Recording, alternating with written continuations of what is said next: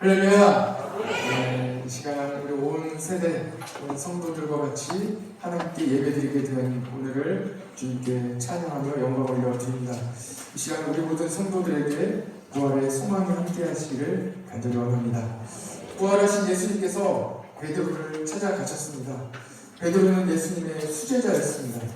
예수님이 가시는 곳마다 베드로는 언제나 따라 붙었습니다. 예수님과 함께 했습니다. 베드로는 원래 어부였지요. 처음 예수님을 만나던 날 베드로 기억하십니까? 베드로는 밤새도록 물고기를 잡았지만 그날은 한 마리도 잡지 못하고 그물을 깃고 있었습니다. 그때 예수님께서 베드로에게 다가가셔서 베드로의 배를 빌려 타셨어요. 그리고 수많은 무리가 이 바닷가에 물가에 잘 있을 때 베드로의 배를 빌려 타시고 약간 떨어지셔서 배에 앉아 많은 무리들에게 하나님의 나라에 대하여 알려주셨어요. 가르쳐 주셨어요. 그리고 다시 배에서 내리시며 베드로에게 말씀하십니다. 너는 깊은 데로 가서 그물을 내려라 하고 말씀하실 때에 베드로가 믿음으로 깊은 데로 가겠다고 말씀드립니다. 주님, 제가 지난밤 밤새도록 그물을 내렸지만 한 마리도 잡지 못했습니다. 그러나 주님의 말씀에 의지하여 깊은 데로 가서 그물을 내리겠습니다 하고 갔어요. 베드로는 그 지역을 다 알기 때문에 깊은 데가 어딘지 알아요. 그래서 깊은 데에 그물을 다 내렸어요. 어떻게 됩니까? 그물이 안 끌어올려지는 거예요. 안 끌어올립니다. 너무나도 많은 물고기가 잡혀서 들어올릴 수가 없는 거예요. 들어올리다가 그물이 찢어질 정도 너무나도 많이 잡혔어요. 그래서 옆에 있는 배들을 불러서 이보게 이 사람들아 일로 좀 오게. 그래서 옆에 있는 배에도 싣고 모든 그물을 다 끌어올려 물고기를 배에 담았더니 두 배에 가득 차게 되었고 배는 물에 잠기게 되었더라. 이렇게 기록되어 있으니까 얼마나 많은 물고기가 잡혔겠습니까? 이 장면이 바로 베드로가 예수님을 처음 만날 장면입니다. 그리고 예수님께서는 베드로에게 나를 따르라 하시고 베드로는 그로부터 계속해서 예수님을 따라다녔습니다. 그렇게 베드로는 예수님의 제자로 부르심을 받았습니다. 베드로는 예수님과 늘 같이 다녔습니다. 예수님께서 야이로의 딸이 죽었을 때에 그때 회당장 야이로의 딸을 살리실 때에도 베드로는 예수님 곁에 같이 있었습니다. 현장에 같이 있었습니다. 늘 예수님 옆에 있었어요. 예수님께서 변화산에 올라가셔서 엘리야와 모세를 만나실 때에도 베드로는 그 자리에 있었어요. 늘 같이 있었던 다 봤어요. 예수님의 기적도 다 보고 예수님께서 만나는 사람도 다 봤어요. 예수님께서 고쳐주시는 모든 기적들도 옆에서 베드로는 다 보았습니다. 심지어 예수님께서는 이렇게 따로 가실 때에도 예수님의 제자 3명만 데리고 가셨거든요. 베드로와 야고보와 요한이 그 3명의 제자 가운데에도 베드로가 들어가요. 그래서 언제나 베드로는 예수님과 같이 다녔습니다. 예수님이 가시는 곳이라면 이 베드로는 늘 따라갔어요. 그런데 요한복음 13장에서 예수님께서 제자들에게 이렇게 말씀하십니다. 얘들아, 이제 내가 어디로 갈 것인데 너희는 그곳까지는 따라오지 못할 거야. 나중에 따라오게 될 것이다 하고 이렇게 말씀하십니다. 베드로가 이해가 가지 않았어요. 주님께서 가시는 곳이 어디입니까? 제가 어디든 따라가겠습니다 하고 요한복음 13장에 말씀하시는 장면이 나옵니다. 이 말씀은 예수님께서 고난을 당하시고 우리를 살리시기 위하여 십자가를 지신 그 길을 말씀하시는 것입니다. 그때 베드로가 이렇게 물어봤다고, 주님 어디로 가십니까? 어디로 가십니까? 성도는 예수님을 따라가는 사람입니다. 예수님께서는 제자들을 부르실 때마다 나를 따르라 이렇게 말씀하십니다. 그래서 우리는 누구입니까? 예수님을 따라가는 사람들입니다. 우리는 예수님을 따라가는 사람들입니다. 우리는 앞서가신 예수님을 따라갑니다. 우리 가능하시면 찬송가 352장 1절만 부르고 또 말씀을 같이 봐주시죠.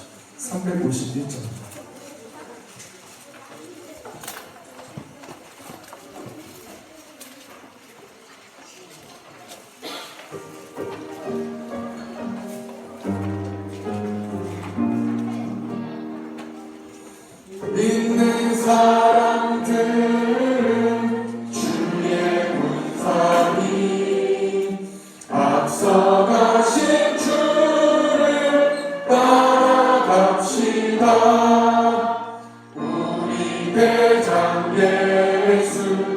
길을 들고서 적정하는 곳에 가신 것 보라.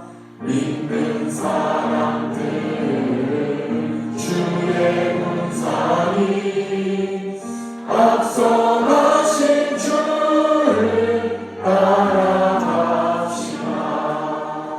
아멘. 믿는 사람들, 성도는 예수님을 따라가는 사람들이에요.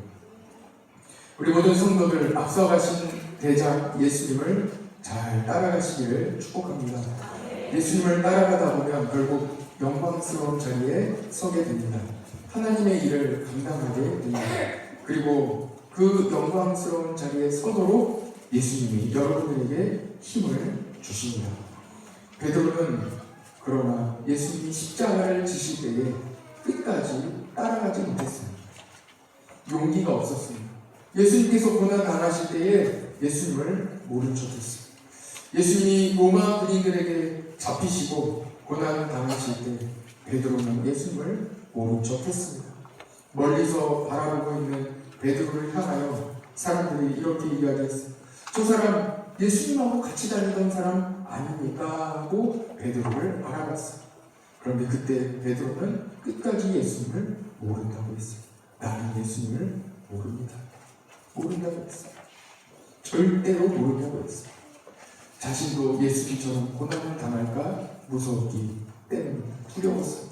그러나 부활하신 예수님께서는 그 베드로에게 다시 찾아가시고, 오늘 함께 본 요한복음 21장의 말씀은 부활하신 예수님께서 그 베드로, 예수님을 모른 척했던 그 베드로에게 다시 찾아가신 장면이에요. 베드로는 예수님이 고난당하실 때 모른 척했지만 예수님은 베드로의 그 허물을 덮어주시고 다시 묻지 않았어요. 다시 덮어주시고, 시몬의 아들 요한의 아들 시몬아, 내가 나를 사랑하느냐 하고 물어보십니다. 예, 주님이 아십니다. 내가 주님을 사랑하는 줄 주님이 아십니다. 그렇게 답합니다. 어떤 것도 다시 물어보지 않으세요.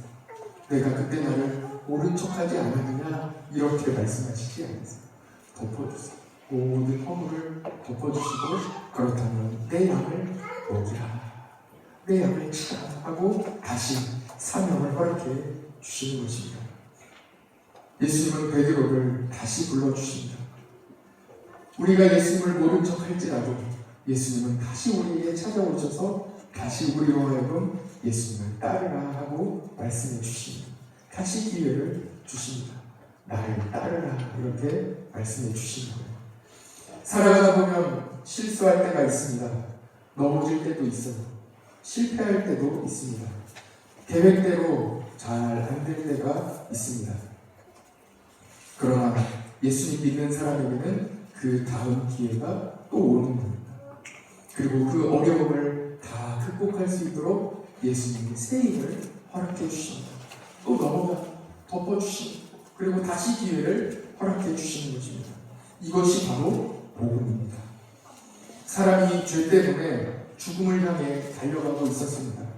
아무리 죄에서 빠져나오려고 해도 발버둥 치면 칠수록 그 죄의 수렁에 더 깊이 빠져들게 되는 거예요. 어떤 방법으로도 실패감, 실망감, 어두움, 좌절, 이 어두움으로부터 빠져나올 길이 없었습니다. 그러나 우리를 건지시기 위하여 예수님이 우리에게 찾아오십니다. 예수님은 어둠 속에 빛으로 오셨습니다. 그리고 누구든지 빛 대신 예수님을 믿기만 하면 다른 어떤 조건도 필요 없어요. 예수님을 믿으면 모든 어둠이 떠나가고 빛 대신 예수님으로 말미암아 우리의 인생 가운데 밝은 빛으로 소망으로 나아가게 되는, 죄에서 돌이키게 되는 하나님의 은혜를 경험하게 되는 것입니다. 이것이 바로 복음이에요. 복음이 얼마나 중요합니까? 복음이 곧 생명입니다. 생명을 얻는 거예요. 죽음에서 생명을 얻기 때문에 우리가 예수님을 믿습니다. 예수님 믿는 사람은 어떤 어려움이 와도 다시 씁니다. 넘어졌다가도 예수님 믿는 사람은 다시 일어나는 거예요.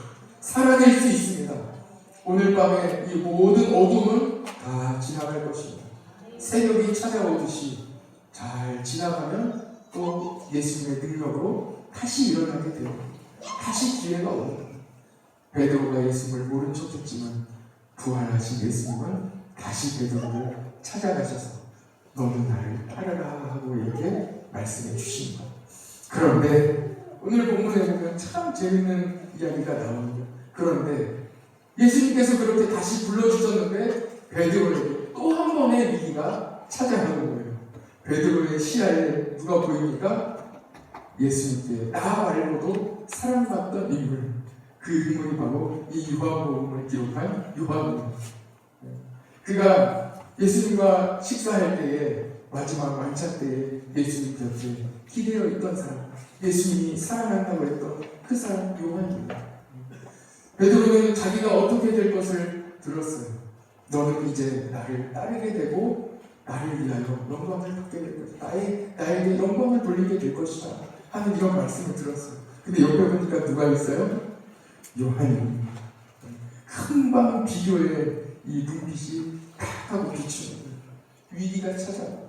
그리고 예수님께 말씀드립니다. 주님, 이 사람은 어떻게 돼요? 이 사람은 어떻게 돼요? 하고 물어보는 거예요. 참, 이 사람은 다 그래요. 잘 나가다가 옆에 딱 보고 주님, 이 사람은 어떻게 돼요? 이렇게 물어보는 거예요. 예수님께 여쭤보니 주님 이렇게 말씀하시죠. 내가 올 때까지 그를 이곳에 머물게 할지라도 너는 그것이 무슨 상관이냐. 너는 나를 따르라 하고 말씀하시는 거예요. 비교하는 거예요. 나는 십자가의 길을 걷게 될 것이다 하는 말씀을 들었는데 그렇다면 이 사람은 어떻게 됩니까? 하고 물어보는 거예요. 그랬더니 예수님께서 그 옆 사람 신경 쓰지 말고 너는 너의 길을 가라. 너의 길을 가라. 그가 머물고자 하면 너와 무슨 상관이냐고 말씀하시는 거예요. 예수님은 사람의 중심을 보십니다. 그의 마음을 보세요. 오늘 낮에도 둘째 아들 이야기를 함께 나눌 때에 그 둘째 아들에게 탐심을 버리라고 콕 집어 그의 마음을 집어주셨습니다. 버리라고 하시는 거예요. 예수님은 베드로의 마음을 정확하게 하시는 거예요. 너에게 무슨 상관이냐. 비교하지 마라. 내가 바라보는 그 시각이, 그 시야가 잘못되었다 하고 말씀하시는 거예요.